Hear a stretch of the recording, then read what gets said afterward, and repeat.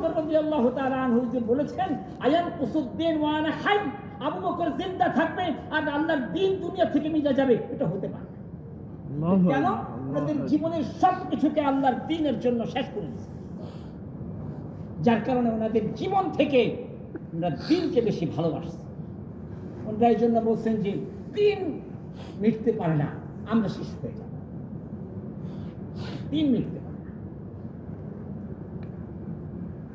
এই জন্য আমার ভাইয়েরা, এই দ্বীনের মুহাব্বত আমার আপনার ভিতরে তখনই আসবে যখন এই দ্বীনের জন্য আমার জান লাগবে, এই দ্বীনের জন্য আমার মাল লাগবে, এই দ্বীনের জন্য আমার সময় লাগবে।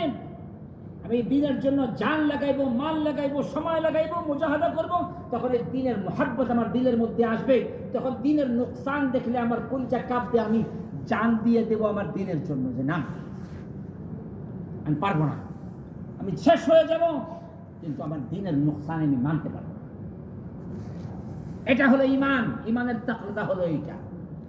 কিন্তু বড় আফসোস যে আজকে দ্বীনের জন্য না আমার জান লাগছে, প্রত্যেকে হিসাব লাগাই, এই দ্বীনের জন্য আমার জানও লাগে নেই। কোথায় জান লাগছে? আমার জানও লাগে নেই, আমার মালও লাগে নেই, আমার সময়ও লাগে নেই, তো দ্বীনের মুহাব্বত আমার ভিতরে কি করে আসে?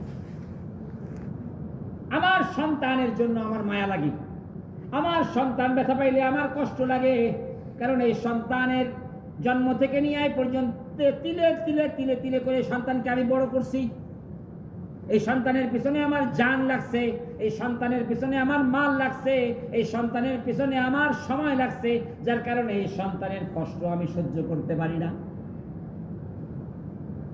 ঠিক তেমনি ভাবে এই দ্বীনের জন্য যখন আমার জান লাগবে, আমার মাল লাগবে, আমার সময় লাগবে, তখন এই দ্বীনের নুকসান, দ্বীনের উপরে কেউ যদি আঘাত করে আমার বরদাস্ত হবে না, আমি সহ্য করতে পারবো না। এই জন্য এই দ্বীন আমার দিলের মধ্যে ঢুকানোর জন্য আমার জান লাগাইতে হবে, আমার মাল লাগাইতে হবে, আমার ওয়াক্ত দিতে হবে, তাহলে এই দ্বীনের মুহাব্বত আমার দিলের মধ্যে ঢুকবে। সাহাবায়ে কেরামের দিলের মধ্যে যেমনি ভাবে দ্বীন ঢুকছিল, তো সাহাবায়ে কেরাম আল্লাহ তাআলার কাছে দ্বীনটা এত মাহবুব যে সমস্ত নবীদেরকে এই দ্বীনের জন্য কষ্ট দেওয়া হয়েছে। আল্লাহর নবী কি বলেছেন সাল্লাল্লাহু আলাইহি ওয়াসাল্লাম? উযিতু ফিল্লাহি ওয়া লাম ইউযা আহাদ ওয়া উখিফতু ফিল্লাহি ওয়া লাম ইউখাফ আহাদ, রাআইতুল হিলাল সুম্মাল হিলাল সুম্মাল হিলাল ওয়া লাম ইউকাদ ফি বাইতি আলি বাইতি মুহাম্মাদিন নারা, আও কামা ক্বালা সাল্লাল্লাহু আলাইহি ওয়াসাল্লাম। তিনটা চাঁদ অতিবাহিত হয়ে গেছে, মুহাম্মদ সাল্লাল্লাহু আলাইহি ওয়াসাল্লামের কোন পরিবারে কোন ঘরের মধ্যে চুলা জ্বলে নাই। এত অভাব, এত কষ্ট, এত কিছু কেন? এই দ্বীনের জন্য। এই দ্বীনের জন্য যখন আমার জান মাল লাগবে, আমার কষ্ট মুজাহাদা লাগবে, আমি সময় লাগাইব, তখন এই দ্বীনের জন্য আমার কলিজা কাঁপবে, আমার কলিজার মধ্যে ব্যথা লাগবে, তখন আমি দ্বীনের জন্য জান দিতে তৈয়ার হয়ে যাব, শাহাদাত বরণ করতে আমি রাজি হয়ে যাব, কিন্তু এই দ্বীন শেষ হয়ে যাবে, দ্বীন মিটে যাবে, আমি এটা কিছুতেই মানতে পারবো না। এটাই হলো বাস্তব কথা।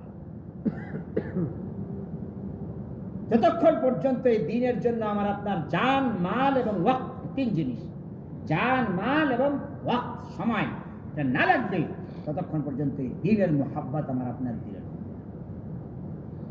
কথা ক্লিয়ার? এই জন্য এই দ্বীনের মুহাব্বত আমার দিলের ভিতরে তখনই ঢুকবে, এই দ্বীনের মাসউলিয়াত আমার তখনই বুঝে আসবে যখন আমি এই দ্বীনের জন্য এই তিন জিনিসকে লাগাইব, জান লাগাইব, মাল লাগাইব, ওয়াক্ত লাগাইব।